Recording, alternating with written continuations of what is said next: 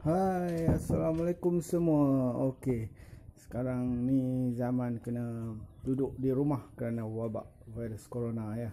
Kita review sedikit kekurangan dan kelemahan Wave 125i yang baru ni. Okey, yang first sekali, kelemahan yang pertama sekali ialah lampu belakang. Okey, ini lampu belakang dia longgar. Dia tak ketat macam motor-motor lain lah. Dia tak. Ini yang pertama, dia punya kelemahan. Yang kedua, yang kedua, dia punya meter ni masih lagi meter jenis lama. Maksud dia bukan meter digital lah, masih menggunakan meter analog. Ini kekurangan dia, dan tak boleh reset odometer. Itulah satu kekurangan dia. Yang lain-lain so far okey lah.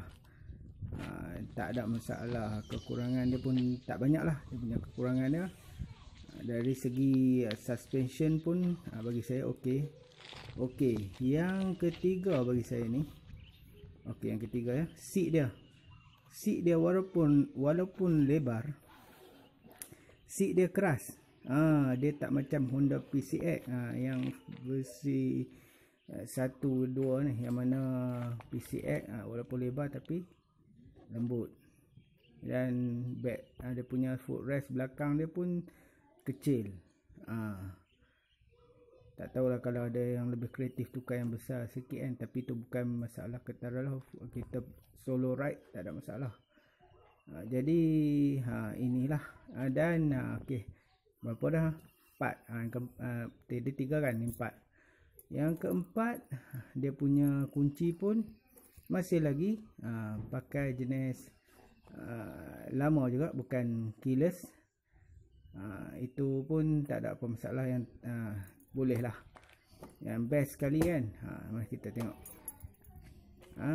Yang best sekali, ini bukan kelemahan, kelebihan dia ya.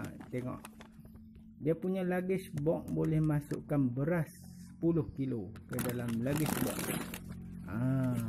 Itu luggage box dia luas. So far dia punya lain-lain tu tak ada lah kata motor ni teruk sangat lah. Kekurangan dia ni, dia banyak kelebihan jugalah. Selain jimat minyak, tangki liter dia besar, tangki minyak. So far bagi saya memang okey lah, boleh pakai lama. Untuk jangka masa lama kita boleh belilah Wave